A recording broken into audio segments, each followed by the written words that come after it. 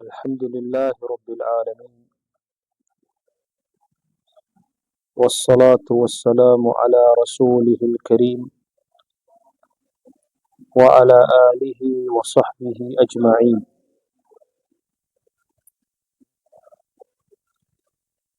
أما بعد، فقد قال الله تبارك وتعالى في القرآن المجيد بعد أستعيذ بالله السميع العليم من الشيطان الرجيم. بسم الله الرحمن الرحيم. يا أيها الذين آمنوا لا تكونوا كالذين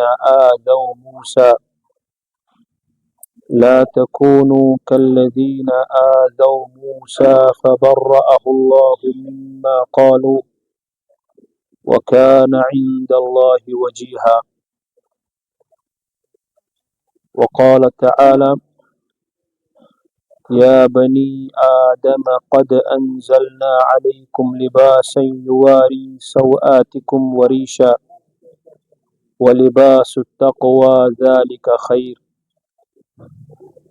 اللهم صل وسلم وبارك وأنعم على عبدك ورسولك محمد وعلى آله وصحبه أجمعين. أما بعد،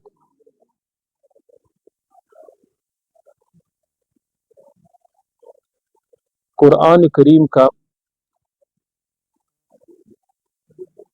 ایک تہائی حصہ انبیاء کرام علیہم الصلاۃ والسلام کے قصص پر مبنی ہے۔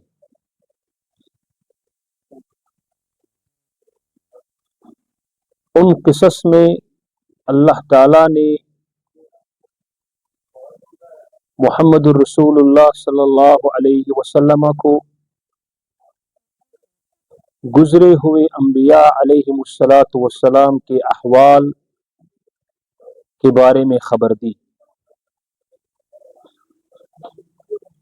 سب سے زیادہ جس پیغمبر علیہ الصلاۃ والسلام کا قرآن کریم میں ذکر ہے وہ ہے حضرت موسیٰ علیہ الصلاۃ والسلام۔ آج میں آپ کے سامنے صحیح بخاری کی ایک حدیث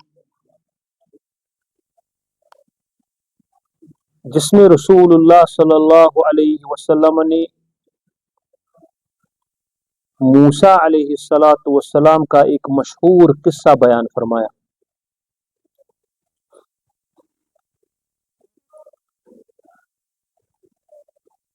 پیغمبروں کے قصص بیان کرنے میں بہت ساری حکمتیں ہیں۔ ان حکمتوں میں ایک حکمت جس طرح اللہ تعالیٰ نے بیان خود فرمایا: اے پیارے پیغمبر علیہ الصلاۃ والسلام، ہم آپ کو گزرے ہوئے پیغمبران علیہم الصلاۃ والسلام کے جو قصے سنا رہے ہیں، كَذَلِكَ لِنُثَبِّتَ بِهِ فُؤَادَكَ، تاکہ ہم آپ کے دل مبارک کو ایک ربط میں رکھیں، آپ کے دل مبارک کو ایک تسلی دیں۔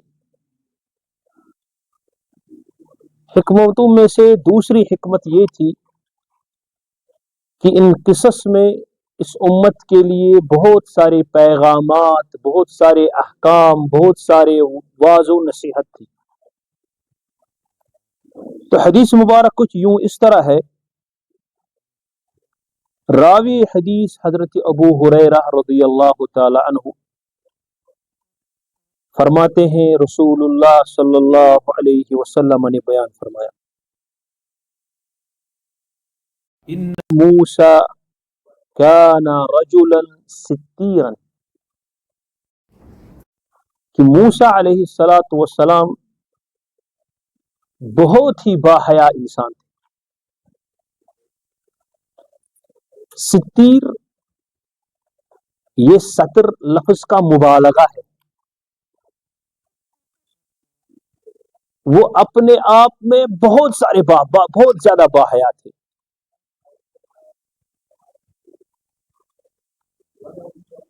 لا یرا من جلدہ شیء استحیاء منہ. اتنے باحیا تھے کہ ان کے جسم مبارک کا کوئی بھی حصہ کبھی دیکھا نہیں گیا تھا. پچھلی امتوں میں یہ بات جائز تھی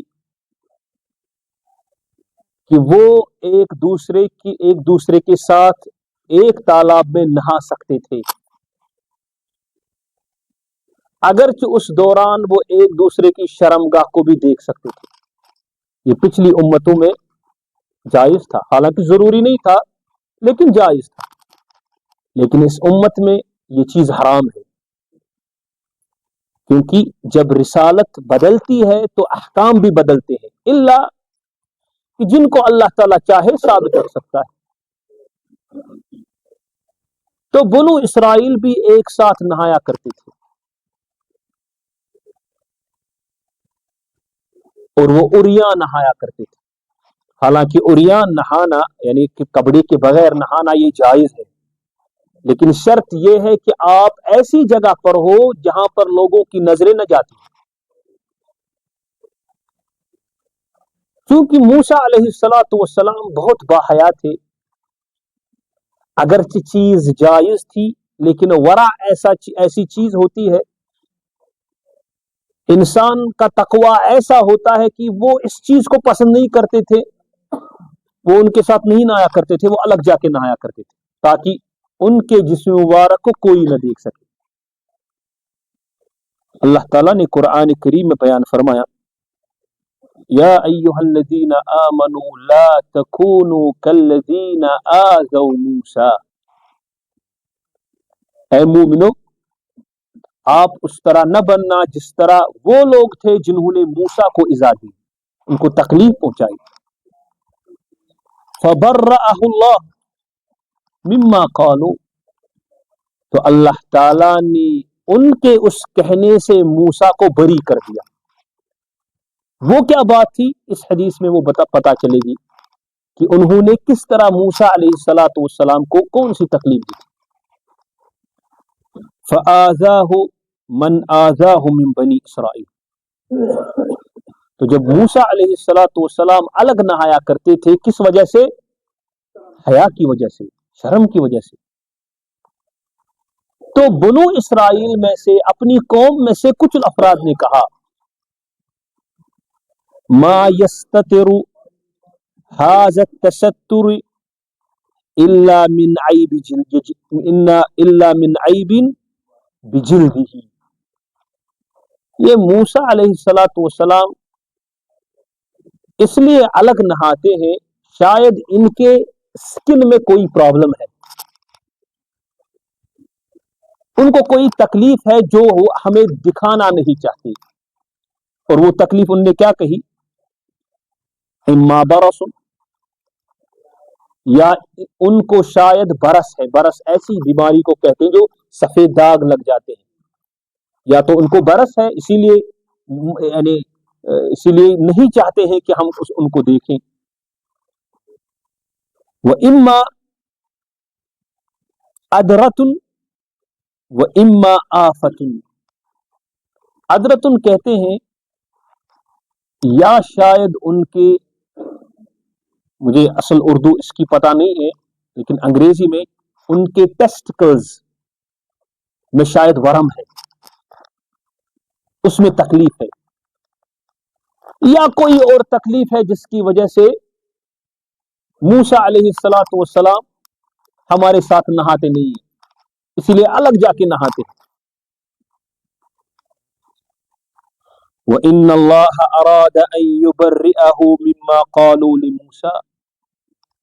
رسول اللہ صلی اللہ علیہ وسلم نے بیان فرمایا کہ اللہ تعالیٰ نے چاہا کہ موسیٰ کو بری ثابت کر دے اس تہمت سے جو انہوں نے لگائی. تو قصہ مشہور، فخلا یوما وحدہ. تو عام حالت کی طرح جس طرح موسیٰ علیہ السلام کا ان کا جو طریقہ کار تھا وہ الگ جا کے نہاتے تھے لوگوں سے دور، وہ ایک دن اسی طرح نہانے چلے گئے. تو نہانے کے لیے سب سے پہلے کیا کرنا پڑتا ہے؟ انسان کو کپڑے کو اتارنا. تو آپ یاد رکھیں امام بخاری رحمہ اللہ نے اس حدیث کو کتاب الغسل میں بھی بیان کیا کہ انسان عریاں ہو کر نہا سکتا ہے. اگر انسان کو غسل کرنے کے بعد اپنی شرمگاہ پر نظر بھی پڑے تو اس کا وضو اور غسل نہیں ٹوٹتا. نظر اگر پڑے، مجرد نظر پڑنے سے وضو نہیں ٹوٹتا. تو موسیٰ علیہ السلام کے لیے اللہ تعالیٰ نے چاہا کہ ان کو اس تہمت سے بری کیا جائے. تو موسیٰ علیہ السلام ایک دن نہانے چلے گئے. فوضع ثيابه على الحجر ثم اغتسل. تو موسیٰ علیہ السلام نے اپنے سارے کپڑے اتارے، ان کو ہم کپڑے نہیں کہیں گے بلکہ احتراماً ثیاب مبارک کہیں گے، جامع مبارک کہیں گے، کیونکہ پیغمبر علیہ السلام ان کی ہر ایک استعمال شدہ چیز بابرکت ہوتی ہے. تو موسیٰ علیہ السلام نے اپنے ثیاب مبارک، اپنے جامع مبارک نکالے اور ایک پتھر پر رکھے اور خود نہانے چلے گئے. فلما فرغ اقبل الى ثيابه. جب موسیٰ علیہ السلام فارغ ہوئے غسل کر کے تو اپنے کپڑوں کی طرف چلے گئے تاکہ وہ کپڑے پہن لے. وَإِنَّ الْحَجَرَ عَدَا بِثَوْبِهِ.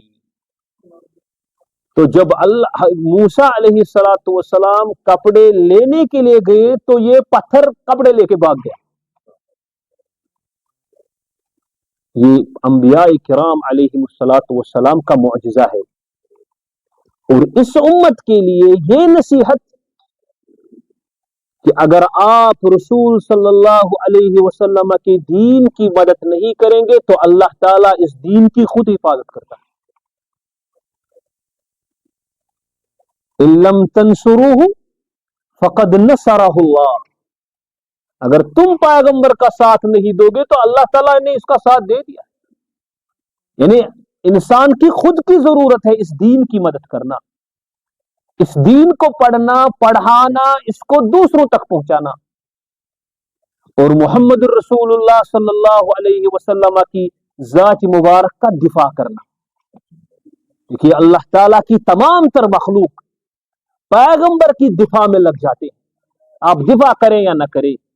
یہاں پر پیغمبر کو انہوں نے تہمت لگا دی، اللہ تعالیٰ نے پتھر کو استعمال کیا اللہ تعالیٰ کی مخلوق میں سے. حالانکہ پتھر ایسا ہے جس میں جان، ہم کہتے ہیں جس میں جان ہی نہیں، لیکن آپ یاد رکھیں جمادات میں جان ہوتی ہے. آپ نے وہ حدیث سنی ہوگی جب رسول صلی اللہ علیہ وسلم کے لیے ممبر رکھا گیا تو جس کھجور کے تنے کے ساتھ نبی صلی اللہ علیہ وسلم خطبہ دیا کرتے تھے وہ مسجد میں رونے لگا. ان میں جان ہے، ان میں احساس ہے. اسی طرح اس پتھر میں بھی احساس ہے. یہ پتھر حضرت موسیٰ علیہ السلام کے کپڑے لے کر چلا گیا. تو موسیٰ علیہ السلام فأخذ موسیٰ عصاه وطلب الحجر فجعل يقول ثوبي حجر ثوبي حجر.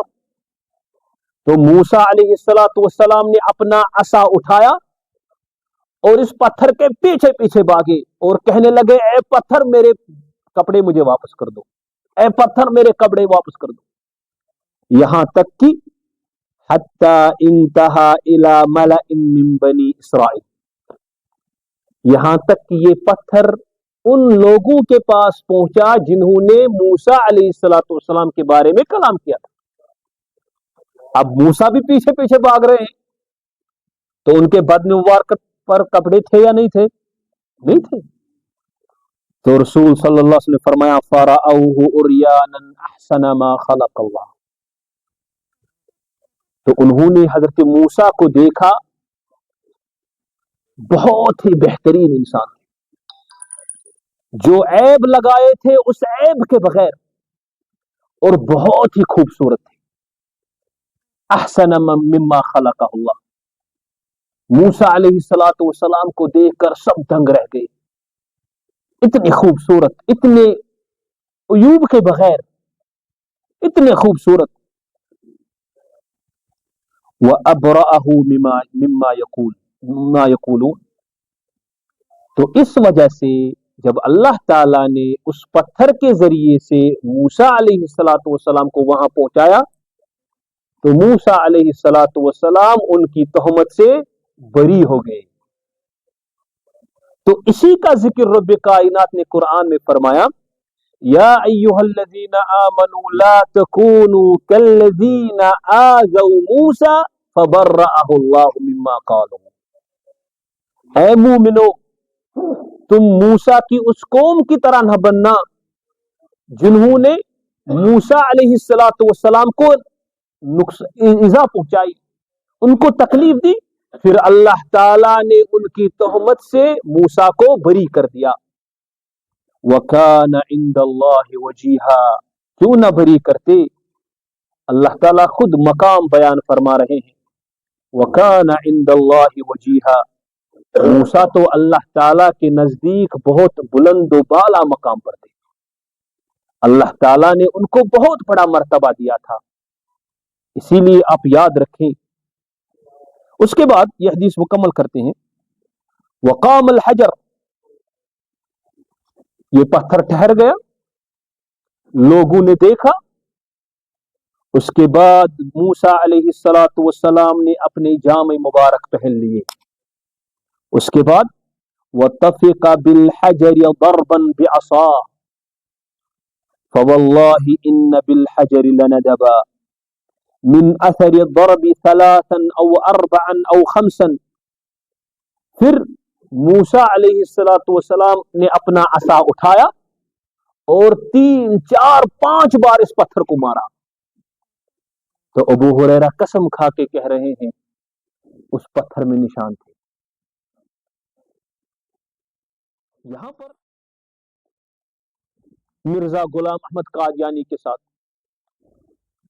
مولانا ثناء اللہ امرتسری رحمہ اللہ اپنے بات میں سچے تھے، اور ان کی خبر یقینی تھی، اور دوسرا کذاب تھا، دجال تھا. تو ایسے مواقف میں جائز ہے کہ آپ اس بات پر قسم کھا سکتے ہیں کہ اگر آپ کی بات 100% صحیح ہے، اگر آپ کی بات بالکل محقق ہے، اگر کوئی مسئلہ بالکل ثابت ہے، تو اس کو منوانے کے لیے آپ قسم صلی اللہ علیہ وسلم ان کی ذات کا دفاع کرنا. اگر کوئی انسان، اگر کوئی دجال یا کذاب رسول صلی اللہ علیہ وسلم کی طرف کوئی جھوٹ منسوخ کر لے، انسان اپنی بساط کے مطابق، اپنی طاقت کے مطابق رسول صلی اللہ علیہ وسلم کا دفاع کرے. کیونکہ اللہ تعالیٰ نے قرآن کریم میں پیغمبر کریم صلی اللہ علیہ وسلم کے بارے میں فرمایا وَتُعَزِّرُوهُ. وہ لوگ مومنوں کی شان ہے کہ وہ نبی صلی اللہ علیہ وسلم کی عزت کرتے ہیں، توقیر کرتے ہیں، ان کی مدد کرتے ہیں. اور ان کی مدد کرنے سے مراد یہاں پر ان کی دین کی مدد کرنا، اس کو دوسروں تک پہنچانا. اسی طرح پیغمبروں کو ایذا پہنچانا. اس طرح اللہ تعالیٰ نے قرآن حدیث قدسی میں بیان فرمایا یوذبنی آدم یؤذینی ابن آدم. ابن آدم مجھے تکلیف پہنچاتا ہے، حالانکہ اللہ تعالیٰ کو کوئی تکلیف نہیں پہنچا سکتا. فرمایا یسب الدہر وانا الدہر اقلب اللیل والنہار. وہ وقت کو گالی دیتا ہے، حالانکہ وقت کس نے بنایا؟ میں ہی اس کا تبدل، اس کی تدبیر، اس کی تصریف میں ہی کرتا ہوں. جب انسان یعنی کسی ایسی چیز جو بنی ہوئی ہو اس کے عیب نکالے، وہ گویا کہ اس کے بنانے والے کو عیبدار کرتا ہے، نعوذ باللہ. اسی لیے ہمیں یہ کہا گیا ہے کہ کسی کی طرف غلط نگاہ سے نہ دیکھو. اس کی غلط پکچر نہ بناؤ، اس کو غلط نام نہ دو، اس کی طرف غلط طریقے سے اشارہ نہ کرو اگر اس کی خلقت میں کوئی عیب ہو۔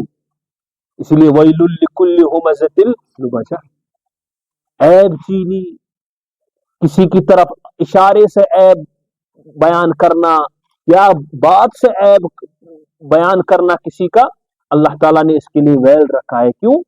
دراصل یہ مخلوق ہے، آپ جب مخلوق کو طعن کریں گے تو آپ نے اس کے خالق کو طعن کیا، نعوذ باللہ۔